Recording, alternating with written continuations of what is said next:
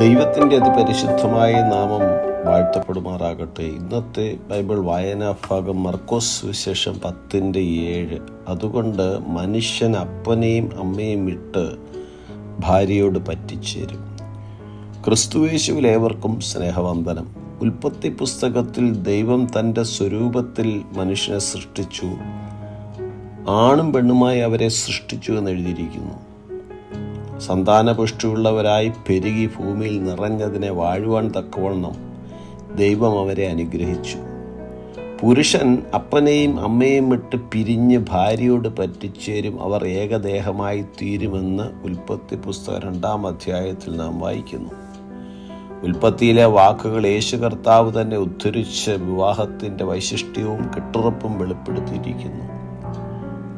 ഭാര്യ ഭർത്തൃ ജീവിതത്തിനുള്ള അടിസ്ഥാന പ്രമാണം കർത്താവ് നൽകിയിരിക്കുന്നു. വിവാഹത്തോടുകൂടി രണ്ടായിരുന്ന അവർ ഒന്നായിത്തീരുന്നു, ഇരുവരും ഒരു ദേഹമായിത്തീരുന്നു. അങ്ങനെ അവർ പിന്നെ രണ്ടല്ല, ഒരു ദേഹമത്രേ. രണ്ടാണെന്നുള്ള ചിന്ത എപ്പോൾ ഉണ്ടാകുന്നുവോ അപ്പോൾ ദൈവം സ്ഥാപിച്ച ബന്ധം ഉലയുവാനിടയായിത്തീരും. രണ്ട് ചേരിയിലാകുന്ന ഭാര്യ ഭർത്താക്കന്മാരുടെ തലമുറകൾ വഴിതെറ്റിപ്പോകുവാൻ സാധ്യതയുണ്ട്.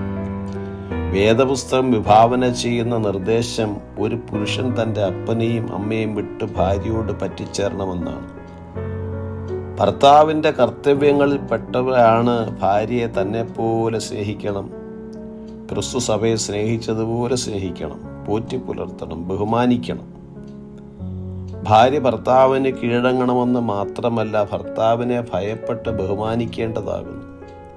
വിവാഹം ദൈവത്തിൻ്റെ യഥാർത്ഥ പദ്ധതിയാണെന്ന് മനസ്സിലാക്കി ദൈവം യോജിപ്പിച്ചതിനെ മനുഷ്യൻ വേർപിരിക്കരുത്. മാതാപിതാക്കളിൽ നിന്നും വേർപെട്ട് ഭാര്യയുമായി ഒന്നിക്കുന്നതിലൂടെ പുരുഷൻ ജീവിതകാലം മുഴുവൻ നിലനിൽക്കുന്ന ദൈവിക ഉടമ്പടിയുടെ ഭാഗമായി തീരുന്നു. വിവാഹ ഉടമ്പടിയിലെ ഏറ്റവും വലിയ കക്ഷി ദൈവമാണ്. വിവാഹാനന്തരം പുരുഷനും സ്ത്രീയും ദൈവത്തോടുള്ള അവരുടെ വിശ്വസ്തതയും പ്രതിബദ്ധതയും മനസ്സിലാക്കി ജീവിക്കേണ്ടതാകുന്നു. ഭാര്യ ഭർത്താക്കന്മാരുടെ തമ്മിലുള്ള നല്ല ബന്ധത്തിലൂടെ ദൈവത്തെ നാം ബഹുമാനിക്കുമ്പോൾ തന്നെ വിവാഹബന്ധം വേർപെടുത്തുന്നത് ദൈവത്തിനെതിരെയുള്ള കുറ്റകൃത്യമാണ്.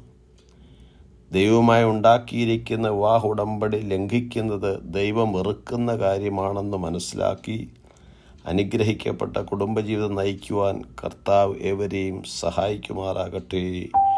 God bless us.